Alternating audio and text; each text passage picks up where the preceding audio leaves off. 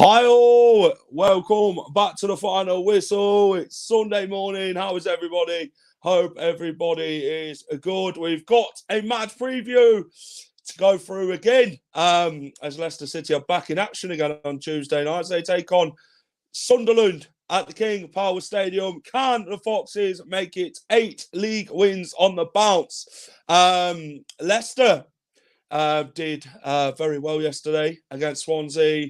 Becoming the first team in the second division to win their first 6 away games consecutively in the league. They also broke another record yesterday to becoming the best ever team in the championship since the rebranding, to have the best ever start, which is fantastic. I'm going to be joined by Michael Bowers. He's going to give me the insight and the lowdown on the Black Cats as the Foxes take on Sunderland. A lot to talk about this morning, of course, regarding Leicester, regarding Sunderland, and getting ahead to this cracking game at the King Power Stadium. And should be a good one. Guys, as always, hit the like button, subscribe to the channel. Let's see who's in this morning. Eddie Bob, how are you, pal? Hope you're good. Morning, chat. One of you, Whistle Videos, it's week 12 prediction stream, is in the wrong place. It should be in the live session. Oh, it's not that. It's just we did it pre-recorded. We did it pre-recorded, Callum.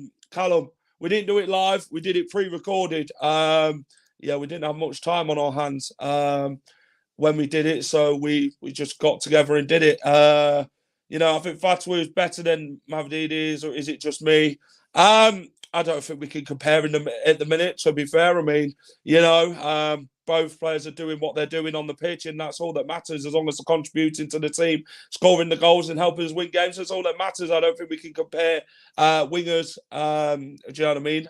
Both two different style of wingers, two different style of players. But like I say, it's one of them. Adam, how are you, mate? Decent atmosphere yesterday. Morning, Terry. How are you? Terry, I know we didn't get the 2-0 result yesterday that we, what we predicted, but we take the 3-1, won't we, Terry, mate? You know what I'm saying? As long as it's a win, predictions don't always go right for us, but like I say, we will take the 3-1 result yesterday. I was going to predict 3-1 in the match preview, what we did with the Swansea fan, but we ended up going 2-0 in the end. And like I say, it's fantastic to see Leicester winning in winning ways. 7 league wins now straight for the Foxes. And we now look for number 8 as Enzo Maresca's side carry on progressing and pulling away from third place. We're 11 points from third place. And we face another tough game on Tuesday night. Sunderland, who are in the playoffs, 6th place. Tony Mowbray's men come to the KP. And it's going to be an interesting one. Let's get my guest in, Mr. Michael Bowers. Michael, how are you, mate? Not too bad, except you're making me absolutely crap myself ahead of the game now, having heard your descriptions of all the players you've got and looking through your team, but I'm not too bad. How are you doing? I'm all right, mate. Thank you. Thanks for joining me for this one. Tell everyone where they can find you, Michael, on the socials and what you do regarding Sunderland. Well, there's loads of Sunderland content on YouTube. I've seen a few Leicester YouTubers, obviously, but for me, it's just my name as below. Oh, I've got the right side for once. Michael Bowers there. Just that's literally my name, and I think I'm on 4,700-ish subscribers, something like that. And basically what I do personally is I just do quick, sharp reactions within half an hour after games finish. Just try and collect my thoughts and try and somewhat articulate them. But just go and follow my channel, Michael Bowers. But there's literally tons of Sunderland other YouTube content if you think that's better. supporting Sunderland, then, Michael. What's your best? It's interesting. What's your best ever game you've seen as a Sunderland fan, and who is your all-time favourite player? Oh, best game. Well, to be honest, I haven't been into football for longer than about 12 years, actually. So basically, it's my fault that we've started doing crap. You could argue, but I would best game. Oh, well, so it's in my time. I mean, it's pretty much been relegation battle, 17th, down, League One. If I had to say what my best game was, oh, you put me on the spot there. Well, in terms of favourite player, my favourite player probably is Jermaine Defoe. Because not just for the fact that obviously when we signed him, he was a goal scorer. And at the time, I said that goal scorers like that we should be able to attract in the Premier League. But also mainly for his antics with Bradley Larry. I think that cemented him as a legend in my eyes. Obviously, things like that are more important than football. And rest in peace, Bobby Charlton as well. By the way. I agree. But yeah, I mean, no, Jermaine Defoe was just. I mean, it didn't work out the second time, but in general, he was a classy individual. As I said, Ken Phillips Derby, I like that. But yeah, I mean, as for best game, I can't remember the best game that I've enjoyed so much. But I mean, one of my best. It kind of is a best game. One of my best atmospheres was last season. I don't know if you were watching. Obviously, you were in the Premier League at the time. But last season, on the final day of the Championship, when we went to Preston and we won, when we had to win to have any chance of getting into the top six, and Blackburn basically did us a massive favour by helping Millwall to bottle the top six, and it was a great atmosphere that day to when we found out we were in the top six. So it's not. I don't know if that technically is of dodging your question, but that's what I'm going to say. What's the best goal you've seen? Jermaine Defoe's volley against Newcastle. It's got to be not just for the fact that it's obviously against them up the road, but it's also because it's like one of the best goals I think I've ever seen live. It's for those of you who don't know, basically it was 8 years ago that it was scored, and basically we humped the ball long. Stephen Fletcher, one of our other players, one of other strikers, won a header. It goes down. Ant's the legend. I like him. Think I'm doing a preview with him later as well, actually. So for once, I'm popular in my life. But you know what? Right. Basically, Jermaine Defoe connects with a ball that's falling downwards, and he connects it first time, and he lashes it, and it loops over Tim Krul into the back of the net. Just go and watch it. Jermaine Defoe against Newcastle. It's it's the best goal I've seen live. And obviously, given the fact it's against in a derby, it means more. I thought you was going to say the Darren Bent goal with a beach ball against Liverpool, but there you go. Well, if your question was most entertaining or funniest goal, then that's probably up there. Tell you another funny goal quickly. Is where I don't know if you've seen it, but basically in that same season where Jermaine Defoe scored against Newcastle, we beat Everton in the flukiest win I've ever seen in my life to stay up. Yep. And it was Danny Graham, who was probably one of the worst players I've ever seen play for Sunderland. He hadn't scored a goal at that point, and he'd been with us for about 2.5 years. And the ball comes into the box, and it bounces off his backside and then bounces off the post into the net. It's just absolutely hilarious. Fantastic. Hope you boys are well. Yeah, we're good. Likewise, very good. Michael, you're missing Doyle and Diallo a lot. Yeah. Oh, yeah. I forgot you've got Callum Doyle, haven't you? We have. Well, Callum Doyle, Callum Doyle we had in our last season in League One. We didn't have him last year. Coventry did, I think, which I'm sure you're delighted to take him off. Last year, yeah. You are very happy to take him away from Coventry, even though he's on loan from. Is he on loan from City with an option to buy, or have I got that wrong? I don't think it's an option to buy. No, there's no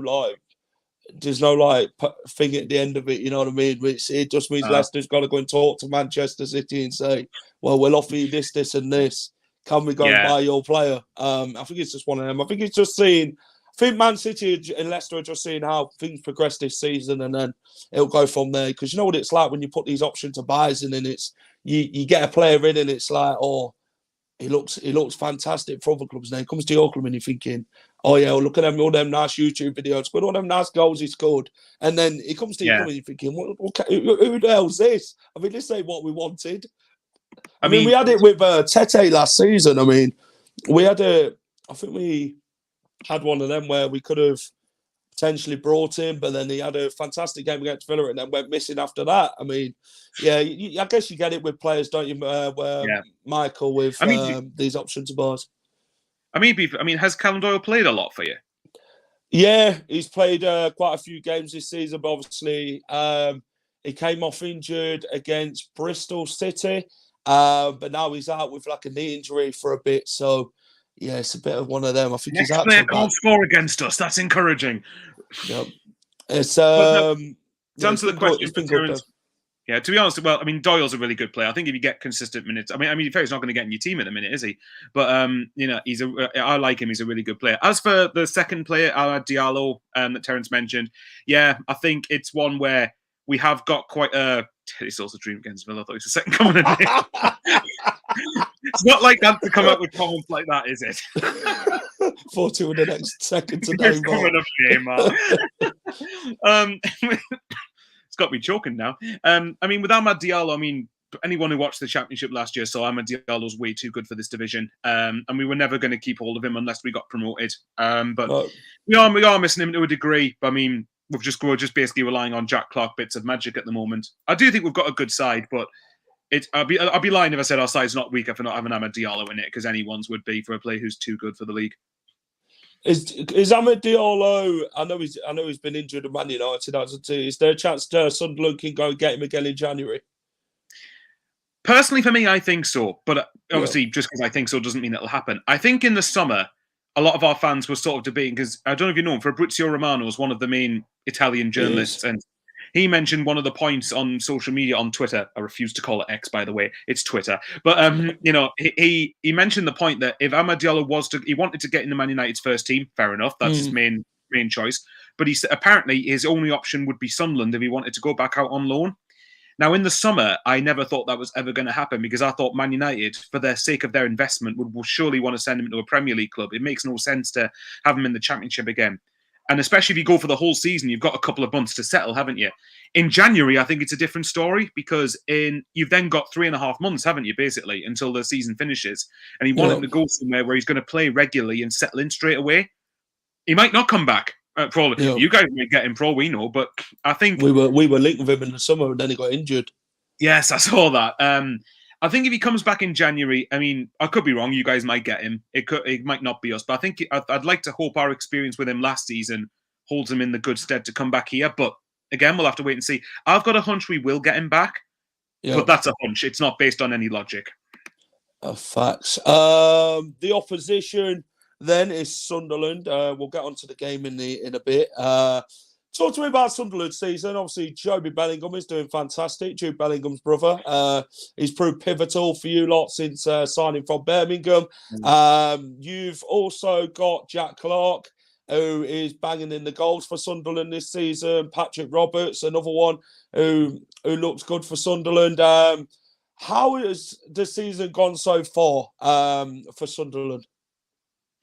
Well, it's a weird one, because it depends who you ask, because obviously we've lost the last 2 games, but we lost 4-0 against Borough before the international break. But I'm convinced that game we wouldn't have lost had it not been for the red card. But the second half still wasn't good enough, obviously. Yesterday, well, let's put it this way. We were up against Alex Neil, who walked out on us to go to Stoke. And I really wanted to beat him. So naturally, we get beat again off him. Which, to be honest, I'm not as annoyed, because I was really angry, and I still am irked by him walking out on us to go to Stoke. But at the same time, I'm not like... I wasn't as pissed. Sorry for the language if you don't want me swearing, but I wasn't as pissed off as I thought I would have been, because I kind of expected to lose.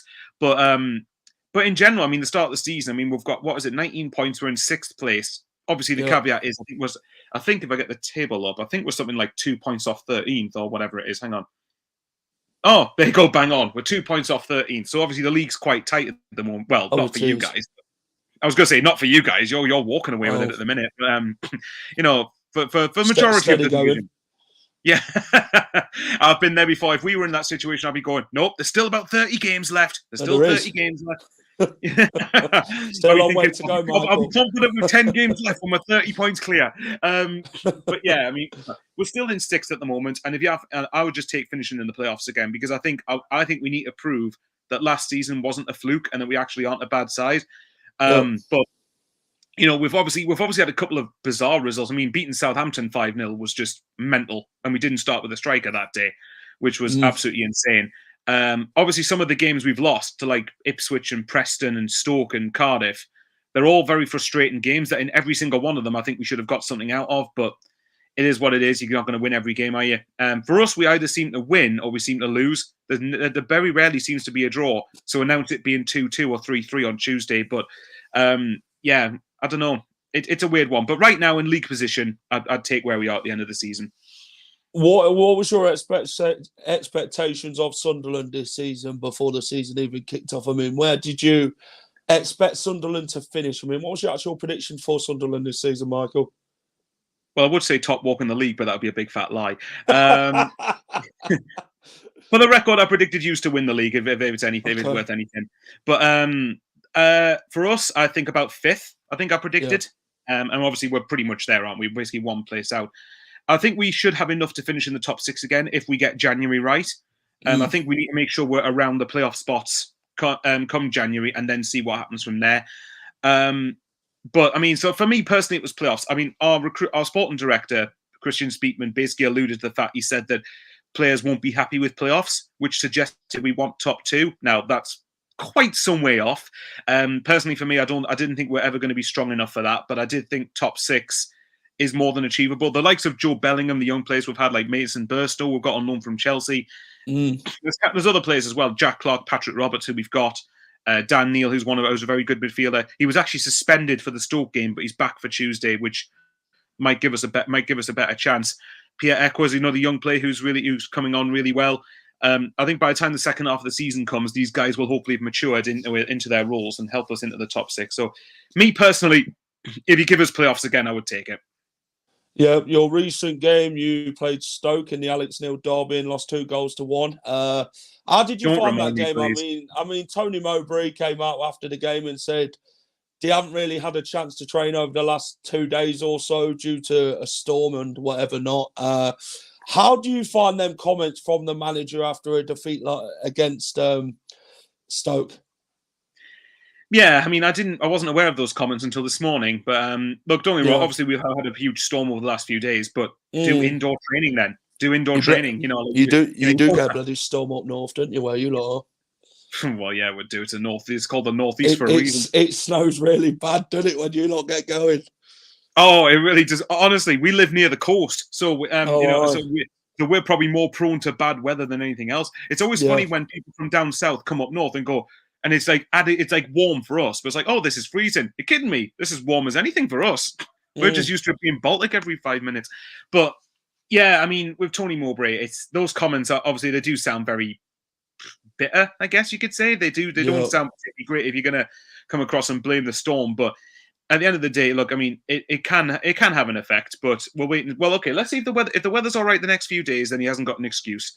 Put it that way. But we shall see. Hope you're not coming Tuesday to park the bus.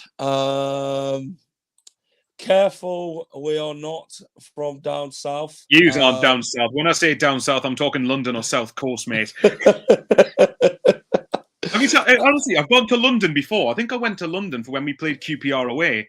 And I remember going, I'm just thinking, this is bloody boiling. And I bet you for London fans, people in London, they'll be going, oh, this is just average. I'm like, you're kidding me? I'm sweating. And to answer your question, Terence, sorry to interrupt. I'd be very surprised if we go to park the bus on Tuesday. Yeah, I mean, a lot of teams seem to come to bloody Leicester and park the bus. I mean, Preston tried it, Stoke tried it. Yeah, and I don't think they really threaten Leicester as such. If you guys play 4-4-2 against a Tuesday, I'd be worried possibly Leicester will cut straight through you. Is that something you'd agree with, Michael? I mean, how does Tony Mowbray set up with the formation this season, like in every game? I mean, does he change it? I mean, what's the main formation that do you think Sunderland actually go for? In general, it's a 4-2-3-1 that we go with. We go obviously goalkeeper, back four, two central midfielders, and then you've obviously got 2 wingers and a number 10 behind a striker. But our middle 3 consists of Jack Clark, Patrick Roberts, and it switches between Alex Pritchard or another young French player called Abdullah Bar that we've got. It's not as Jack Clark predominantly stays on the left-hand side, but I would say that Patrick Roberts and whoever is in the number 10 position interchange with each other. It's not very rigid. So it's one where, because of that, I'd fancy us to call, if we went for it and played our game, obviously without going too gung-ho, because if we try that, you're going to literally rip us apart on the break. So Yep. I would say, I mean, you rip teams apart anyway, so what do I know? But, you know, like, if we gave it a bit of a go and played to our potential attacking-wise, I fancy us to cause us a few problems. My main issue is whether we can cope with, you know, I mean, put it this way, my issue would mainly be on Tuesday if we could cope with in general your squad. I mean, because I'm looking through your players. I said to you before we started recording. I mean, you know, if you look at your squad, you haven't got many players to worry about apart from Vestergaard, Justin, Winks, Ndidi, Drewsbury Hall, Daka, Vardy, Iheanacho. Yep, I'm shitting myself. But yeah, it's going to be. I'll be interested. I'll be as interested as you are to see how we set up. Yep. Let's go on to the game. Leicester Sunderland. The league leaders take on Sunderland. This one's a tough game. This one's a very tough game. I mean, Jack Clarke is in some form, isn't he? You know, he's been your far your best player this season, hasn't he? He's always one to watch when it comes to games. What Sunderland play. I mean, he's your key man. Everything comes through him. You know, he's really performing well. Joby Bellingham, another one. Proving pivotal for Sunderland this season. Obviously, the links with Real Madrid, you know what I mean? That's something you bloody take as a bloody player, wouldn't you? Being linked with bloody Real Madrid. Especially, but I think with Bellingham, it's about progressing first and then going obviously that way after that. And you just can't think too far ahead. But yeah, Sunderland offer a tough test for Leicester. You know, they're sixth in the Championship. They're really doing well despite the last two defeats in the last two that you played. But like I say, you can never overlook any opposition in the Championship, can you? I mean, the Championship's a tough league, isn't it, Michael, when it comes to teams coming down and stuff like that. I mean, I expect Sunderland to sit deep against Leicester and try and stop Leicester from getting through. But then it's about Leicester then becoming clinical and taking our chances. What is your thoughts on Leicester this season? Well, obviously, best team in the league by a mile at the moment. I mean, it's one where I thought you guys would win the league because I was very impressed with a lot of your summer business, actually. I think Harry Winks, in particular, for the Championship, you should be too good for this level. Conor Corey, I think, is someone who, I mean, I know obviously he probably didn't have the best of times at Everton, but I think for the Championship, he should be a really astute acquisition. Try saying that 5 times fast. Callum Doyle, for me, I think is obviously someone, although he's not played as much, I think he will grow into a very good centre-back for you, I think. But I mean, I can't I mean, if I'm taking the joking element out of the side, I mean, look, I mean, if you start with, I mean, according to BBC, you started 4-3-3 against Swansea. You tell me if that's your regular system, because different outlets come up with different systems all the time. But if you say start with Vardy, you then got Iheanacho to come off the bench, or vice versa, haven't you? So look, I'm not gonna lie. I think it's definitely going to be our toughest test. It's definitely going. I think with you guys. Here's I think too far ahead here. This is how much I overthink things. I think if we don't go up this season, which I don't think we will personally, I want you lot to get out of the league so we don't play against you next season. And then I want probably Leeds to get second so that we don't play against them either. And then it means that hopefully Sheffield United and Luton are two of the teams coming down so that next season we might have a better chance. But for you guys, I mean, I think you guys, I mean, obviously you will probably hit a sticky patch at some point because it's impossible to keep that. On law of averages, it's impossible to keep that run going throughout the season. But by that point, you might be 25 points clear and then it won't matter. So it doesn't really matter too much. But I mean, you guys, you're taking the league by storm, aren't you? I mean, what was it you said that the best start to any team in the Championship history you've got, isn't it? Yeah, we've had the best ever start for a team in the Championship since the rebranding in 2004. No side's ever got over 30 points in 12 games. Then we broke a record, a second division record for the first ever team to win the first 6 away games in 6. No side's ever done it in the 121 years of the second division. Wow. Well, I mean, the average is, if you want to get automatic promotion or win the league, you need around 2 points per game, I think. So 2 points per game. 2 points per game over a 46-game season is 92 points. And look at it this way, you're a third of the way there already, aren't you? So, which is frighteningly scary. But I mean, if you look at, I mean, you're averaging nearly 3 points per game. If you've beaten Hull, I think it is, you're literally on 3 points per game. But yeah, I mean, I look at your goal difference, plus 19. You're obviously 5 points ahead of Ipswich. I mean, I doubt Ipswich are going to I mean, Ipswich might be in the top 6, but I'd be very surprised if they're in the top 2. And obviously, if you look at Leeds, 11 points ahead of them already. So, and it essentially it just means that you can afford little blips, can't you? As long as you just keep winning regularly. I mean, so you probably need to get 20 wins, and you've already maybe 20 wins, something along those lines to do it. But I mean, I wouldn't put it past you, the rate you're doing. Your squad's just too good. I mean, I know obviously you've lost like James Maddison, you lost Harvey Barnes in the summer. Cheers for selling it to our rivals. It was expected though, wasn't it, to lose players like Maddison and Barnes when you do go down to the Championship. I know teams want to pay really less for them players, don't they? Even though how good they are. But if you're in the Premier League, then you're getting more. You're getting more for Maddison and more for Barnes because when you get relegated, there's always that case of there's always that problem, isn't it? Where get them on a bloody cheap, don't they? Even though you don't want to sell them for that. You always have to cut corners a little bit, unfortunately. But if you're selling these players and you've still got the squad you've got, then I think you probably could do a lot worse. You guys will end up winning the league at a counter. I think it's just one where you've just got to keep making sure you keep being consistent. I mean, how many games is left? 34. So across 34 games, you need to get something like probably 60 points, maybe even a bit less than that. If you get, like I say, if you get to around 90 points, you're definitely at least getting second, if not winning the league. But I mean, what's the view around Leicester fans at the minute? Because I can imagine that they're very devastated with just being top of the league, 10 points clear of everybody else. No, sick of winning. No, I'm joking. Well, you can stop on Tuesday if you want. It's fine. No chance. Carry on.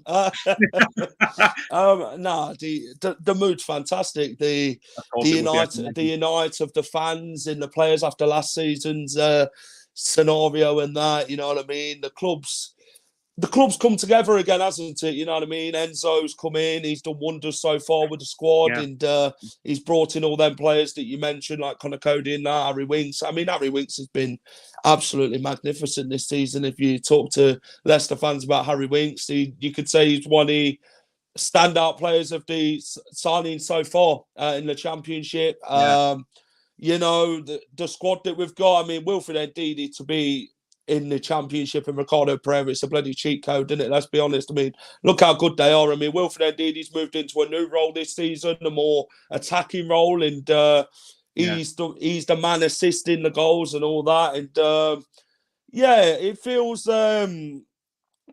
it feels like a night and day difference. I mean, like Ant said, you know what I mean?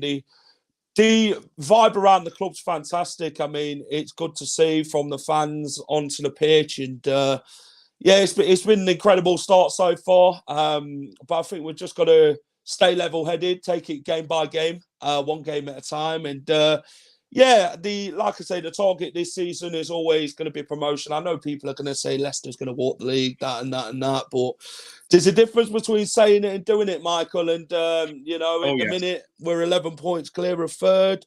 We've broke 2. We're breaking records, and the vibe in the camp is fantastic. I mean, the togetherness of the squad, the fight, the desire to win games, the confidence, the love, it's all there, and that's all down to Maresca, and that's really half of it, isn't it? Made a massive difference. Oh, absolutely, that's half of it. If you have the desire, I mean, if you look at the squad you had on paper last year, just from an outsider looking in, that squad probably shouldn't have got relegated if you look at it. But again, it's probably one. But it's one where I'm guessing they would have thought, oh, do you know what? Actually, we're too good to go down. And the minute you have that attitude, if you don't have no one's too good to go down. No, exactly. If you don't have that attitude, if you don't have the right attitude, or the right application, then it doesn't matter as much. But with you guys, I mean, a couple of the comments have said that Enzo Maresca seems to be a really good. I mean, Martin Smith said he's a good, shrewd tactician, and I think that's one where if you've got someone who's really good tactically, you've got the complete package, haven't you?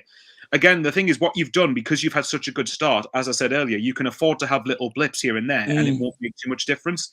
I mean, put it this way, I mean, but like I said, with the squad you've got, your squad's probably using Leeds, Southampton to a lesser extent. I mean, obviously, it's probably 3 of the best relegated sides to have come down to the Championship. So it's one where, again, from my perspective, I'm just hoping that 2 of you piss off into the top 2 so you don't have to be in the league next year. So we've got a chance next season going up. I mean, your squad's just too good. It's way too good for this level. And if you've got someone who's a really good manager, then it's almost unstoppable, I would think. Yeah, I agree with what Martin's saying here. Enzo has allowed them to show themselves to maximum effect. And Do you know what I mean? I just don't think other managers have used them correctly in the way they should. And Enzo's done that. He allows them to play freely, doesn't he? You know what I mean? And go out and enjoy your football. And that's something that he's done. He's a good tactician, isn't he? Harry Winks said he's one of the best managers or coaches he's worked under, which shows how much respect they have for the Enzo Maresca, and it shows how togetherness the club are as a whole, which is very wholesome, isn't it? When your players and the manager are there, aren't they?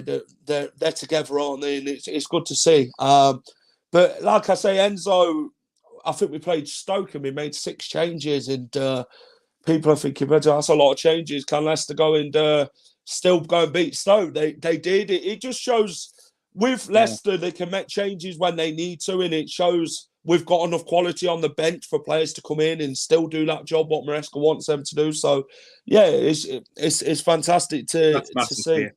That's massive for you, especially when as you've seen in the Championship, you've got game Saturday, game Tuesday, game Saturday, game Tuesday, game Saturday, game Wednesday. When you've got the depth that you've got, it's impeccable, and it means you can then.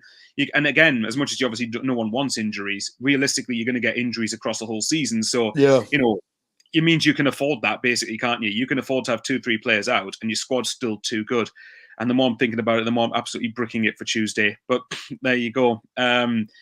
But yeah, I mean, again, like I said, when you've got a great tactician manager, you've got great attitude and desire among the players, you've got the quality, you can make changes and still win games comfortably. What's the phrase? It's like an unstoppable train, isn't it? Once it gets going, it's very, very hard to stop. And it seems to me that's what's up with Leicester at the moment. But yeah, I mean, I can't attempt to sort of come back to the question you asked probably 15 minutes ago. You've just been by far the standout team this season. Leeds are starting to come into it a bit more. Don't you play Leeds soon, actually? Yeah, I think we've got them a week on Friday. Oh, actually, I don't think I've probably watched that. That's going to be a cracker. I think so as well. I mean, and Leeds are starting to show quality as well. But the good thing that you did that they didn't is that you started very well. You've managed to get that. You've managed to get that sort of gap on them, and you just need to increase it, don't you? Yeah, I agree with what Terry's saying. When we go up, Enzo will be the hardest to keep if some big Italian clubs come knocking. Well, if you score, you keep it. You're going to expect that, aren't you, for big teams to come in for him? And but I think with Enzo, he's got to stay, hasn't he? He's got to give it a go in the Premier League. Well, exactly. The club are going to back him 100%. He's going to rip that squad apart again in the summer, and he's going to bring in new, fresh players and all that. The club's backing him, and he's happy enough to stay in that. You know what I mean? There'll be no problem. I mean, he signed a 3-year contract with the club, so you want to keep him as long as possible. Well, you do. I mean, but if you go up, well, sorry, I'll be honest. In my opinion, when you go up, but I know you won't want to say that. If you win in next season in the Premier League, why would you leave? You've just got Leicester promoted to the Premier League. It's the biggest league in the world, the Premier League. And again, it's one where if he's good a tactician, then the world's his oyster. For me, I mean, obviously, if somehow you've managed to not get promoted, then yes, obviously he'll probably be gone. But I think, let's be honest, that's a moot point because I think he will get promoted anyway. So go up, you keep hold of him. For me, it would make no sense for him to leave unless there was a club close to his family or something like that. Michael, do you see Leicester breaking the Reading record of 05-06, the 106 point mark this season? So what is it, 106 points? 106 points Reading got in 05-06 when they got promoted to the Premier League. Do you see Leicester beating that? Yeah, so you need to get 107 points to beat it, don't you? Yeah. That's a big question. That's a big record, isn't it? Big Burnley, I think Burnley finished on 101 points last year, I think. And was it 102? Hang on, let me double check that. I'll just keep talking to try and stall how lack of prepared I am. But you're right. I think Burnley. The thing is, last season, I know you obviously wouldn't have paid attention to the Championship as much last year, but Burnley basically started in and amongst the pack, and then they finished on 101 points. 101. But they started well within They started in the pack with everybody else, and it was only really probably till about January, February. Anth just said it. Burnley didn't have a great start last year. And it was only January, February really that they started to walk away with it. So all right, so if Burnley can get within 5 points of that record, all right then, yes, you'll break it. I don't know. Obviously, you will probably lose a couple of games. I mean, actually, correct me if I'm wrong. You haven't drawn a game yet, have you? Is it 11 wins, 1 defeat? Yep. Right. Actually, I'll ask you a question. What did Hull do to be able to beat you? And can we replicate it? What did Hull didn't do apart from bloody sit back after they scored? Do you know what? It weren't our day that day. Let's be honest. I mean, we were still early stages into the season, weren't we? The Enzo football and all that. We wasn't clinical enough in the box. Taking our chances. I think we had 21 shots and had one on target. So, we needed to have more on target than off target. Yeah. And, Hull frustrated us. They sat deep after they scored. Frustrated us. And Enzo said it's football, not FIFA. And because some fans were criticising him on his football and that and losing to bloody Hull. But you're expected to lose a game or two, aren't you, in a season? You're not going to be Arsenal's invincibles, are you? You know what I'm saying? But like I say, Hull sat deep and Leicester kind of found it hard to...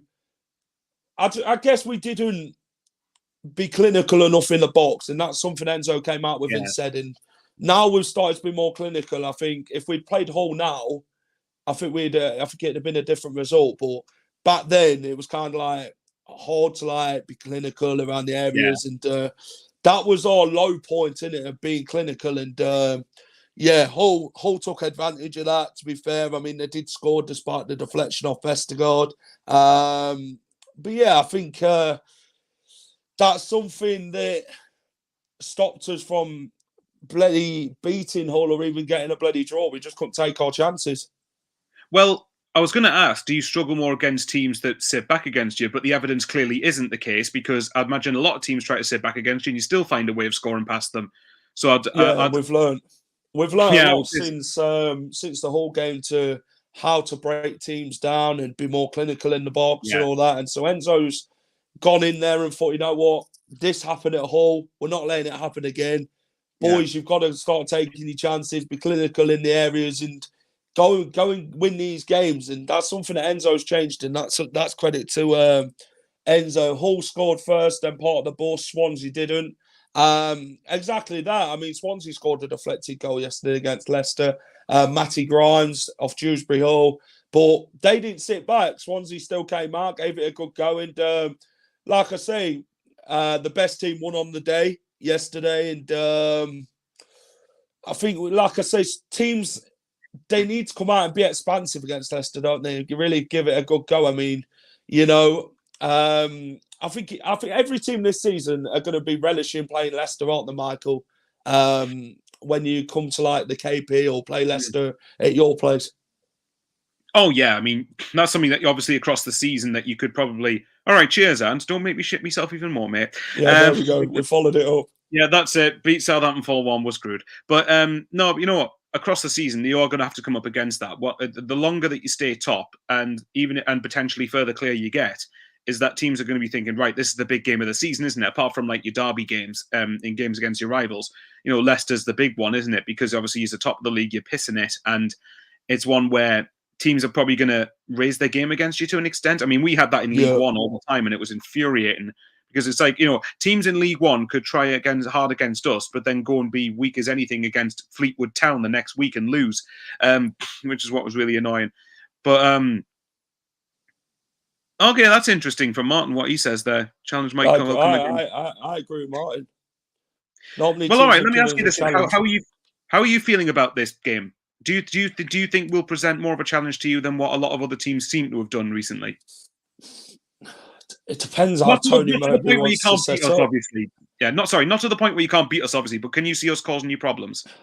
Yes, I can. Like I said, this game's going to be tough. Sunderland ain't going to bow down to Leicester and let Leicester run all over them. They're going to make Leicester work hard and do everything in their power to stop Leicester, let's be honest. But yeah, this one's a tough game. I mean, you've got some really good players who can cause Leicester problems, of course. like I say, Swansea had Matty Grimes and that, didn't they? And they caused us problems. But like I say, I think Sunderland will do that. I don't know if Tony Mowbray's going to be like, boys, I think, if we can go and sit deep here and get a point from Leicester, but I don't see him as that sort of manager who's going to approach it that way. I think Tony Mowbray, he want to beat the best sides in the league. Yeah. And that's how our team set up. I mean, he's done it in the past, hasn't he, against other teams who have come down and been like top of the league. And now, I mean, Burnley, another one. He proved pivotal there that he can going frustrating. I think that's something that Sunderland will always do. They're always one of them sides who can go and frustrate teams. And we've just got to get around that building block, innit? And just see off Sunderland in the best possible way we can. Ipswich Boxing Day is the biggest game it is. I see Sunderland being a real issue for us. I think Leicester will get the 3 points, but this could be a goal fest. Well, we'll see. Let's have a look at some stats, Michael. Head-to-head, first v sixth.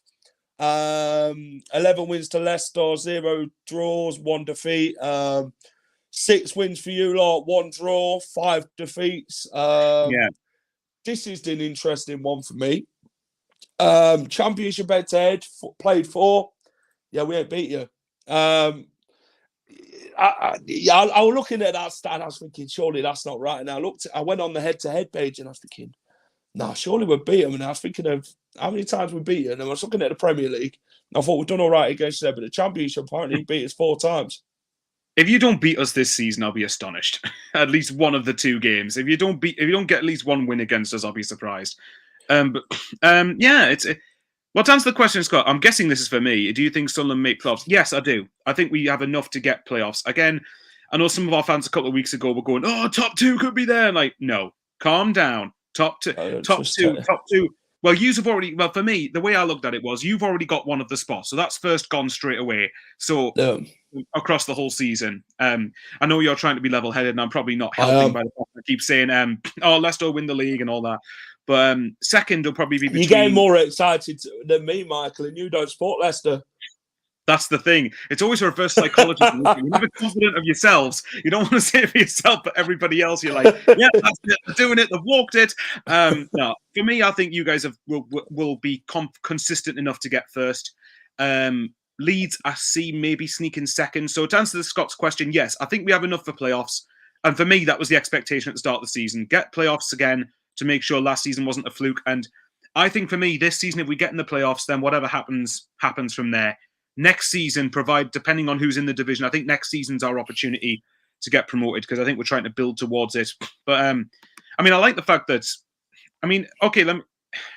it's a funny one because it's not based on logic, but a pure Sunderland thing. I said before Stoke, I wouldn't be shocked if we drop points against Stoke, but then do the most Sunderland thing ever and beat Leicester. It would just be the most typical Sunderland thing to do. Now, if you ask me, do I think that'll happen? No, I don't. I don't think we come away with a win. I think we're going to have to be on our game a lot to have any chance. I'm not saying I don't think Sunderland will get playoffs and have a very strong 11. Do you feel you've got enough cover? You could argue we don't. I mean, I think our squad in general does have quite a bit of cover in it, but the thing we've got is a lot of our teams is young lads, and I think and once they've got young lads with potential to develop into really good players, and they're showing some quality right now. We're just going through a few teething issues, I think. But yeah, I mean, well, Martin and Scott, I agree with you. I hope you're right. I'll take playoffs any day of the week. As long as Leeds finish second and you win the league, then we might have a chance. Yeah, but, you lot don't like Leeds, do you? I'm not bothered by Leeds. I just rate their team very high. Well, not as highly as yours, but I do rate their team by some way. Actually, I mean, when I did the predictions at the start of the season, I think I said you guys first. I said Southampton second and Leeds to get third, but I think Southampton, we've proved we can beat them this season. I think if you get in their faces and be quite aggressive, you've seen this yourselves. If you press them, you can get chances against them. Hull made it difficult from yesterday. Well, yeah, they won in the last minute, didn't they? But I mean, that's a tough one. Leeds. I think Hughes and Leeds are probably the 2 best squads in the league. I mean, in terms of them statements, Michael, typical Leicester. Well, I'm obviously hoping that's the case, but I mean, again, if we ended up winning, I partly wouldn't be shocked if we did get a result on Tuesday, because again, it's just we've done this so many times where we get results in games that we arguably shouldn't be getting results in. But I mean, if you offered me a point now, I'd snap your hand off for it any day of the week. I think if we're going to have any chance of getting anything against you, we probably need some luck, and we're going to need to be on our game in every single department. Yeah. Last 5 results at the KP. I think bloody most of these have been bloody Premier League games. 2-0 last time we played you, 2017. No surprise you beat us then. We had David bloody Moyes as our manager. Yeah, beat you bloody 4-2 as well, 2015. I believe that was our opening game in the Premier League season. Yes, it was. Our home game. That was a good win. That, I mean, that was one of the stars to go and win the league. Now, joking, we didn't think about that at that point. It was about safety first, Michael. Yeah, that was a good game. That one, a 0-0 against Sunderland in November 2014. January 2007. That was in the Championship. You beat us 2-0. Then you beat us 1-0 in 2004, another Championship game. So yeah, last time. In the Championship, Michael, you beat us 2-0, pal. A big result for Sunderland, of course, and weren't very convincing by Leicester that day, I don't think.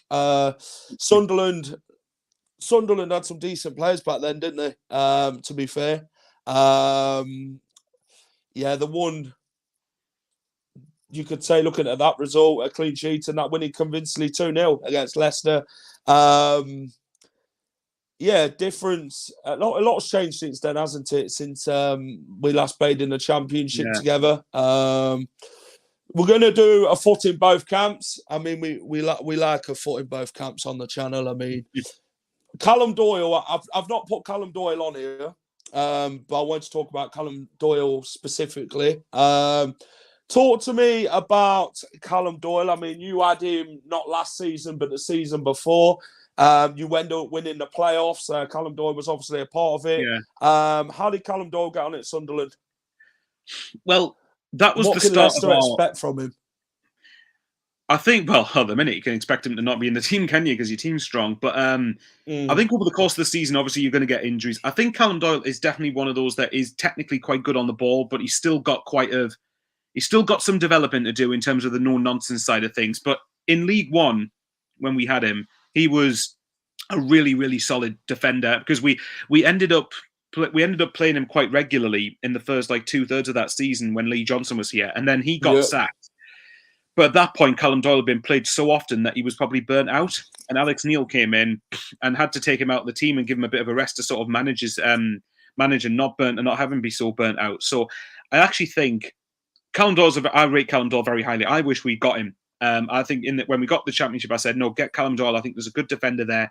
Obviously, your nearest and lovely, dearest Coventry, our fans. I mean, I don't have a problem with Coventry, but a lot of our fans don't like them either. I'm not down the M69, you have to mention them. Well, don't worry, a lot of our fans don't like Coventry either. So I think you probably get on with us in that regard. Handshake them, Michael. How's that work? Oh, God, yeah. just a bit. But yeah, no, Callum Doyle. I think if you see enough of him over the course of the season, I think he'll be a good acquisition for you. I said in the summer that I actually wanted us to get him back again because I think he's definitely someone that you can tell comes from the school of Pep Guardiola. In the fact that the way Pep, because we got him when he was 17 years old, and you can tell straight away that's why he was coached to play football the way Pep wants to play it. So I think obviously Enzo Maresca, the connections with City, I imagine that the football you try to play emulates. Not obviously to the same level, but the level that City, to the extent that City want to play it. So, yeah, I think to answer your question, I think it'd be a good signing for you. If he gets enough games for you, I think he'll develop into a fine centre back. Yep. Martin Waghorn. We had him on loan from you for a bit, didn't we? Then we ended up signing him from Sunderland. His first spell at Leicester as a loan player were fantastic. Good young Waggy, you know what I mean? He were fantastic, scored quite a lot of good goals. Then he came back as a permanent signing, and you think when you bloody sign loan players, will it work out the second time? And I don't think it worked out the best of the first time. The best the second time is what it did the first time. He did fit well in the team. He did do really well for Leicester, but he was a fan favourite, of course, Martin Waghorn. I liked him at Leicester a lot. I just thought with Paulo Sousa in the time that he brought him in when Leicester was on a bit of a downward spiral, I just thought he brought Martin Waghorn in to paper over the cracks because he knew we were a fan favourite at Leicester from before. So I think that was kind of a move that he made, Paulo Sousa. What was your thoughts on Martin Waghorn? Well, Martin Waghorn was before I got into football, but from what I do know of him, obviously he did well enough for us. I think did we have him in the Championship? I'm sure we did. It was a Championship early stage of the Premier League under Roy Keane. I think he obviously did all right for us. But, I mean, it just goes to prove that sometimes with players that you have to have them in the right environment, don't you, in order for them to... Sometimes the environment of the club itself is often massive if players are going to succeed, because that can define whether a player does well or not at a club. Yeah, agreed. Martin Fulop. This guy came on loan from Sunderland. This guy was incredible. I think he ended up signing for West Brom in the end, though. Obviously, it's the late Martin Fulop who tragically passed away. Rest in peace, Martin Fulop.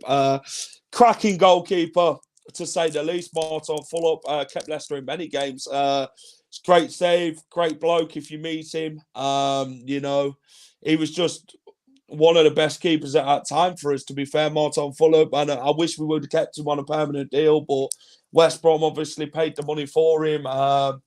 Did you see much of Martin Fulop at Sunderland?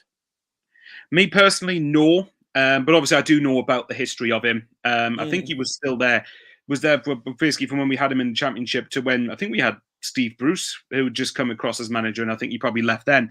But around about that time. But yeah, I mean, obviously he was a servant to us. He obviously played his part for us, and it is a shame really when you think about Martin Fulop, because obviously he tragically ended up passing away a few years ago. Yeah. Johnny Evans. Obviously, you guys sold him to Man United, didn't you, Johnny Evans? We had him on loan from Man United, I think. The guy's won bloody everything, hasn't he? Johnny Evans. Yeah. Is he back at Man United? Sorry to interrupt you. Is he back at Man U again? He is, and he went off injured yesterday against Sheffield United. But, when Johnny Evans came in, he was very good at the start, but then... he'd obviously won what he won at Leicester, like the FA Cup and that. He was good on his day when he wasn't injured, Johnny Evans. But yeah, most of his Leicester career, he was injured all the time. Do you know what I mean? You didn't see nothing of him. And, Schmeichel left the club. Johnny Evans was captain. And you didn't really see no Johnny Evans. He was always on the medical table. I think that's how you bloody remember Johnny Evans' time at Leicester, is the medical walking table at Seagrave, you know what I mean? So walking sick note or something. Do you know what I mean? But like I say, he was good when he was good. Brought the best out of Harry Maguire, Kagalar Soyuncu and that when they were at Leicester. He showed that experienced player that he is. Won everything in English football, and they had to offer. And good defender on his day, well experienced in that. But yeah, it's just too many bloody injuries in it, one after another. You get him 1 week, and then he'd play one game, and then he's injured again. And he's thinking, how many bloody injuries this bloody guy got? And we've had our fair share of injury-prone players, mate. I don't know if you ask a Leicester fan. I think we've had more. We're bloody lined up at Seagrave as we speak. No, I'm joking. Patrick Van Aanholt. We had him as a young age. I think he scored a cracker for Leicester. Was it against Watford? I think. Was it against Watford he scored a goal? Patrick Van Aanholt. I think we had him when we had Jeffrey Brumer and that at Leicester. Obviously, we had him on loan from Chelsea. Did all right as a player, young prospect. Highly thought of at Chelsea and that. But yeah, he did all right on his loan spell at Leicester, Patrick Van Aanholt. What did you think of him at Sunderland? Well, he's one I can comment on. Patrick Van Aanholt was one of those typical fullbacks that had blistering pace going forward, but my God, defensively, sometimes he was so suspect. When we had Sam Allardyce for that period when we had him for about 9 months and we sent Newcastle down, which that was really, really funny. But, during that season, Allardyce managed to perfect Van Aanholt to a degree that where he could actually defend as well as go forward. And then David Moyes came along, and David Moyes did his thing and ruined everything. But Van Aanholt, I liked. I think we got him from Chelsea for like 1.5 million at the time, and we ended up selling him to Crystal Palace for something like 14, I want to say. So obviously we made a huge profit on him, but that was at a point when financially we were kind of buggered. We needed to get as many sales as possible. Van Aanholt I liked, but yeah, not the greatest defensively, shall we say. Kevin Phillips, he referred to the bloody English football as that man. Reason behind that saying is he were a goal scorer. That man just did not lay down in front of goal, did he? You know what I mean? He was a goal scorer, and he got that man name because he was that man. He was that striker. He was one of the best English strikers to play football, and he might not have been big, but man bagged goals in. I mean, we had him at the back end of his career, scored a lovely goal against Bournemouth, scored an absolute creamer against Blackpool at home. Absolute gent. Talking to him, an absolutely incredible bloke. I know he had a fantastic career at Sunderland, scored quite a lot of goals for you lot. What was your thoughts on Kevin Phillips as a footballer? He speaks for himself, doesn't he? Oh, Super Kevin Phillips is obviously the chant we have around him and the name. And Super Kev. I think one of our chants was who put the ball in the Geordie's net, Super Kevin Phillips. Which we'll not go there. But Kevin Phillips, I mean, I just can't say more about him. Absolute goal machine, and he's someone to this day that's still regarded highly by our fans. He's someone who a lot of our fans want to be our manager at some point. I'm personally less sure of that, but at the same time, he's just been great. I mean, and obviously it's not just us. Obviously, a lot of fans look at him highly. But yeah, I mean that time he scored 30 odd goals with us, and I think he won the Golden Boot. I think he did that season, 23 odd years ago. Yeah, you'd be hard pressed to find a Sunderland fan who doesn't love Kevin Phillips. Kevin Phillips, Super Kev. Team selection. How was Sunderland going to line up then against Leicester? Formation in 11. Now, do I just not tell you and forward it to Tony Mowbray and wait to see how you're going to line up to try and counter it? I might change my team. You never know. Well, that is true. You never know. If Enzo Maresca is a good tactician, he will probably keep it a secret, I imagine. If I had to guess, I would say we're going to line up with a player you were linked with. I think, was it in the summer if you'd stayed up? Anthony Patterson. Anthony Patterson. We're going to do a swap deal for Daniel Iverson. I remember that. I believe that, yeah. That probably would have happened if you'd stayed up, I suppose. But yeah, okay, Anthony Patterson in goal, a back four of, I'd be amazed if you've heard of half of these players. Troy Hume, Dan Ballard, Luke O'Nien, left back. I've heard of Luke O'Nien. He's the most experienced player at the club. Yeah, well, did you see what he did at Norwich away last season? He's a wind-up merchant, he is. Oh, yes. Well, it's not just that. He literally went. Was it to do with Billy Gilmore? No, it wasn't. It was to do with someone called Jacob Sorensen for Norwich. Yeah. Yeah, you probably see it. But yeah, no, basically at the time we were winning 1-0 and he was being the total shithouse that he is, but he's our shithouse. We love him. But he was someone who went up and kissed Jacob Sorensen to piss him off. Like kissed him on the cheek. You know, he's honestly he's mental. I love him to bits. Yeah. Oh, definitely. But sometimes it's one of those things. I hate it really, but sometimes you need it if you're going to get a result. I think we're going to have to be shithouses on Tuesday to have a chance. Oh. But have you met Jamie Vardy? Yeah. Yeah, definitely not worried about that. We'll carry on. We'll definitely carry on. Just start singing about his wife and that, Michael, and you'll be absolutely fine. Our fans will probably start doing that. But there you go. I mean, I'm not going myself personally, but yeah, some of our fans. He always scores when that happens. Yeah, I had briefly considered going, but yeah, no, some of our fans will start singing that, and then he'll have the last laugh probably. But anyway, no. So Anthony Patterson in goal, a back four of Niall Huggins, Dan Ballard, Luke O'Nien, Trey Hume. Midfield two in front of the defence would be Pierre Eckworth, one of the young lads I mentioned before, and Dan Neil, who was suspended for Stoke, I would imagine. I'd probably say it would be Jack Clark. If I had to guess, then Joe Bellingham maybe in the number 10 role, Patrick Roberts out wide, and then up front, well, this is the tricky thing, because we haven't had a striker who's scoring.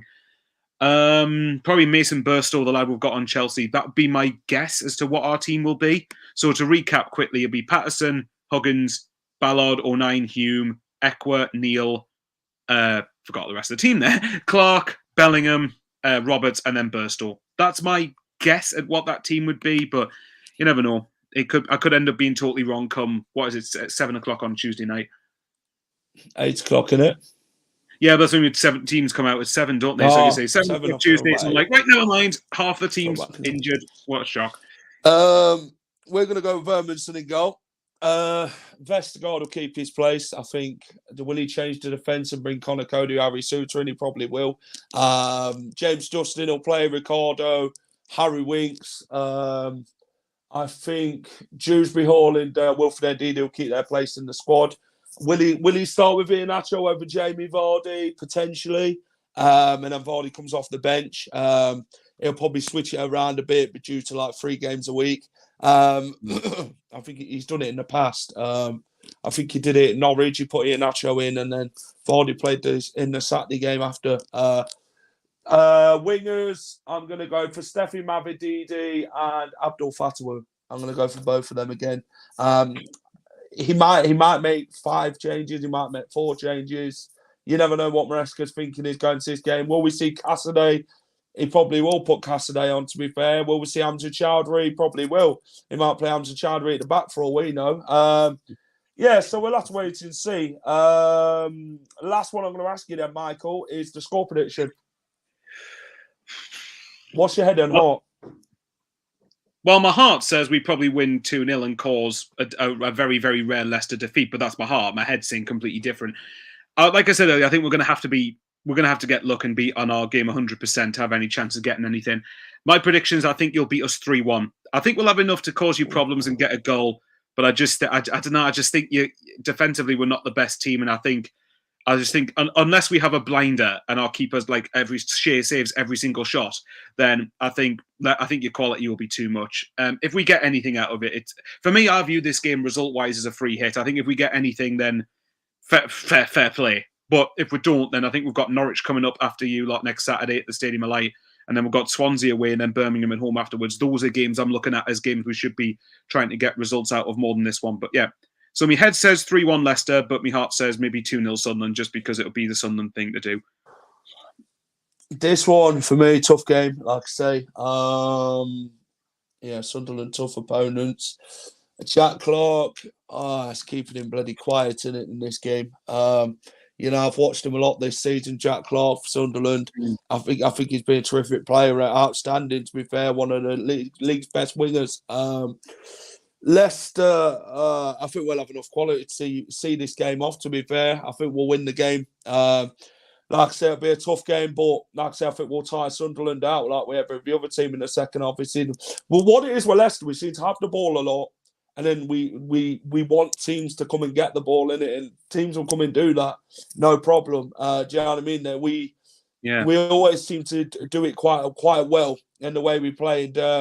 When we start to quicken up the pace, that's when teams start getting tiring, and that's in the second half. That's late into the second half. I think that's about after the 60th minute mark. For me, this game, I want Harry Winks to score, so I'm going to go for a 3-1 Leicester win. A 3-1 Leicester win. I think Jack Clark will score for Sunderland, or Joby Bellingham. I'm going to go for Harry Winks, Kelechi Iheanacho, and Wilfred. Actually, I'm going to give Yannick Vestergaard. Vestergaard score again. I'm going to go for Vestergaard from a set piece. But yeah, that's my prediction. 3-1 Leicester. Clean sheet, 3-0. Jack, what do you think, Hamza? Maybe a better fit this game? Yeah, potentially. I think we need that bit of bite, a bit more bite in that midfield, but maybe against Sunderland. I mean, they've got a few characters out there who can be aggressive, and I think we've got to be aggressive as well. So, yeah, 3-1 for me. Yesterday I went 2-0. It ended up 3-1. So, yeah, we'll have to wait and see. What are you saying? You're going 3-1 and it's going to end up 4-2 then? Well, anything can happen with Leicester when they win games. It could be bloody any score, you know what I mean? But no, it should be a cracking, entertaining game on Tuesday night, I'm sure. Michael, tell everyone where they can find you, mate, before I let you go, pal. Well, as I said, my name literally here, it's just Michael Bowers. Type Michael Bowers, Sunderland, and it's just me own YouTube channel. Like I said, I do quick reactions to on my channel to Sunderland results probably within an hour after the game's finished. And yeah, just general Sunderland chit chat. So yeah, if you want to subscribe to that, I'm trying to get 5k subs. So if you can do that, would mean a lot. And obviously, I'm pretty sure that if you in the likely event you do beat us, I think some of your fans will probably be checking over my channel to see what I say about it, probably. Yeah, I'll be the first one on. I can imagine, mate. Michael, thanks for coming on, mate. Appreciate it. And all the best to Sunderland after Tuesday's game. No, thank you very much. And yeah, we'll wait and see. And yeah, I don't know when we play each other at the Stadium of Light. I think it might be March at some point. So yeah, I'm sure we'll come back on to do one then. Cheers, by that point, you'll be on 100 points, though, so you might go easy on us. We'll see. One game at a time, Michael, and then we'll see. Cheers, mate. That was Michael Bowers, Sunderland fan. Great chat. Hope everyone's enjoyed the stream. If you have, hit the like button. Subscribe to the channel as well. It'd be really much appreciated. What's coming up on the final whistle then? So we've got the match day vlog coming out every Wednesday morning after the game of the Sunderland game. We've got the championship predictions returning tomorrow night, of course, for week 13 of the championship. So yeah, it should be good getting the predictions in. Join us for that. Guys, thank you for watching. Take care and keep hitting the final whistle. And come on, the Foxes. Hi all, thank you for watching the final whistle. If you enjoy all our content, please remember to smash a like, share and subscribe to the channel.